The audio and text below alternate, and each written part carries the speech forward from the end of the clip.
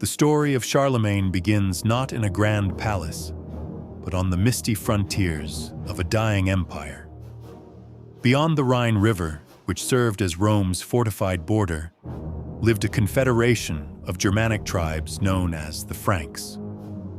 For centuries, their relationship with Rome was a volatile dance of conflict and codependence. During the empire's 3rd century crisis, as civil wars raged, the Franks were opportunistic raiders, crossing the river to plunder the weakened province of Gaul. In times of Roman strength, they were its hired muscle, serving as mercenaries in the legions to fight against other Germanic invaders. At the heart of their culture was a concept fundamentally alien to the Roman ideal of an eternal, indivisible state. To the Franks, a kingdom was not a public trust, but the king's personal property, his patrimony. This worldview carried a fateful consequence. Upon a king's death, this property was to be divided among all his male heirs. This practice of partible inheritance, a principle later reflected in the famous Salic law, was designed to distribute power among strong sons, but it also planted the seeds of perpetual civil war. It was a fatal flaw woven into their very DNA. Their decisive moment arrived with the final collapse of the Western Roman Empire. In the ensuing chaos, a ruthless and visionary leader, Clovis, united the Frankish tribes.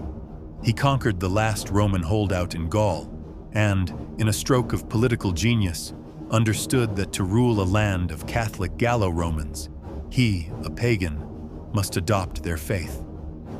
But unlike other Germanic kings who chose the Arian heresy, which created a religious barrier with their subjects, Clovis converted directly to Orthodox Catholicism. This brilliant move earned him the loyalty of the local population and the symbolic blessing of the distant emperor in Constantinople, who granted him Roman titles. He was at once a Frankish king and a Roman-sanctioned ruler.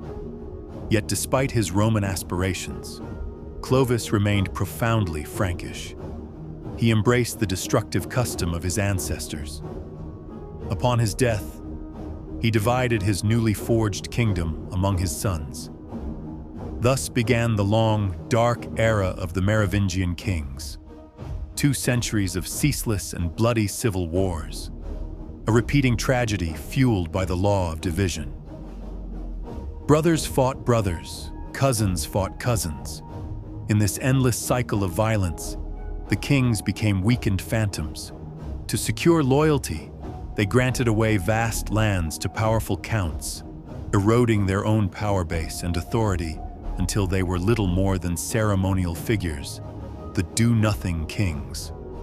Real power drifted into the hands of the one office that still managed the royal estates, the mayor of the palace. From the ranks of these mayors, one family, the Carolingians, patiently and cunningly rose to prominence. The first to achieve legendary status was Charles Martel. While history celebrates his victory at the Battle of Poitiers as the moment that halted the Muslim advance into Europe, the reality was more complex. It was a significant victory, but not a final decisive blow. Martel had to continue fighting and even ally with the Lombard king in Italy to contain further raids. He was a brilliant and pragmatic military strategist, not a mythical savior. His son, Pepin the Short, was even more ambitious. Tired of ruling from the shadows, he masterfully engineered a coup. He posed a simple, devastating question to the Pope. Who should be king? The one with the title but no power, or the one with the power but no title? The Pope, needing a strong protector against the Lombards, made his choice.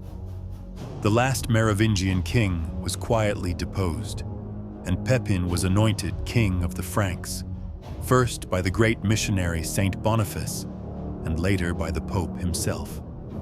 His usurpation was sanctified by divine right, and in return, Pepin defeated the Lombards and gifted the Pope the lands that would become the foundation of the Papal States.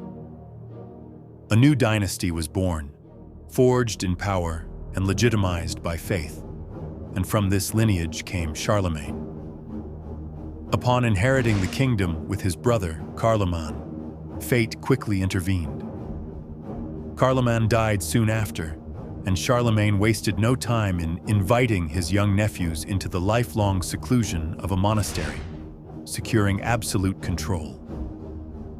From that moment, his ambition was unleashed. His armies marched relentlessly for decades, forging an empire that encompassed nearly all of Western Christendom.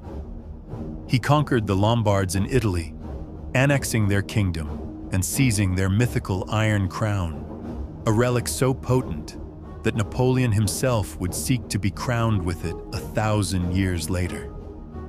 He waged his most savage and protracted campaign against the pagan Saxons, a brutal, decades-long war of forced conversion. For Charlemagne, this was not just a war of conquest, but a spiritual crusade fought with terrifying ferocity under the principle, convert or be eliminated. In the south, he pushed across the Pyrenees to establish a buffer zone, the Marca Hispanica. It was in one of these campaigns that his rearguard was ambushed at Roncesvalles, an event that would be immortalized in the epic legend of the Song of Roland. He established other military marches on his frontiers, in Carinthia to hold back the Slavs, and in the north against the Danes, the people who would soon terrorize Europe as the Vikings. On Christmas Day, in the year 800, the defining moment of his reign occurred. In Rome, Pope Leo III, whom Charlemagne had protected from his enemies, placed a crown on his head and declared him emperor. The Roman Empire in the West was reborn, at least in title. Charlemagne established his capital at Aachen. Conscious that he could not replicate the splendor of Constantinople, he instead modeled it on Ravenna, the former capital of the Ostrogothic king Theodoric, even transporting marble and columns from Italy to build his Palatine chapel. He selected Aachen for its strategic location between the Frankish heartland and his new Saxon conquests, and for its Roman thermal baths, which he enjoyed. With the help of scholars recruited from across Europe, like Alcuin of York, he launched the Carolingian Renaissance. He knew he could not impose a single law or language on his diverse empire of Franks, Lombards, Bavarians, and Saxons. His obsession with unity was instead channeled into the one force that could bind them all, a shared Christian faith. He pushed for 3 pillars of uniformity. First, a single liturgy for all churches, the Roman Rite, though it would take centuries to fully supplant local traditions. Second, a single rule for all monasteries, that of Saint Benedict. And third, and most enduringly, a single standardized script so that documents could be clearly written and read across the empire. This script, the Carolingian minuscule, is the direct ancestor of modern lowercase letters. But even Charlemagne, the great unifier, could not escape his Frankish heritage. He fully intended to follow custom and divide his vast empire among his own 3 sons. It was only the accident of their early deaths that left a single heir, Louis the Pious, to inherit the realm intact. The reprieve was temporary. The Frankish flaw was merely delayed, not defeated. Louis struggled to hold the colossal state together. The personal loyalty networks that had bound the empire's counts to his powerful father frayed under a less formidable ruler. His own sons, backed by opportunistic nobles, rose in rebellion against him. Upon Louis's death, the inevitable finally happened. The Frankish tradition of partible inheritance reasserted itself with a vengeance. His 3 surviving sons, Lothair, Louis the German, and Charles the Bald, tore the empire apart in a new civil war, which ended with the Treaty of Verdun in 843. The great empire was formally divided into three kingdoms.